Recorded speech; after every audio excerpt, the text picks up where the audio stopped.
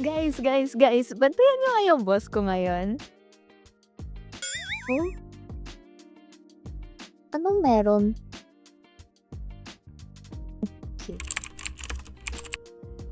Excuse me po, ma'am. Yes, ano yun? May nagtatanong po. Sige, upo ka muna. Ma'am, bali may nagtatanong po, paano daw po sinisigurado ng PSA na mapoprotektahan ng LGU ang datos na makukuha sa CBMS? Well, malaking responsibilidad ang paghawak ng datos. Kaya naman bago ibigay ng TSA ang CBMS data sa mga LGUs, sinisiguro namin na ang bawat LGU ay mayroong una, designated data protection officer na nakaregister sa National Privacy Commission at municipality o city statistician na sumailalim sa data privacy security and cybersecurity training.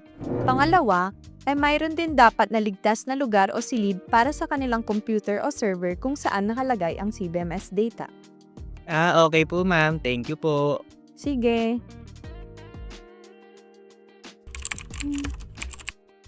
Ay, dito pa to. Isa-isa! Nalimutan ko yung phone mo. Ayaw nga ko pala.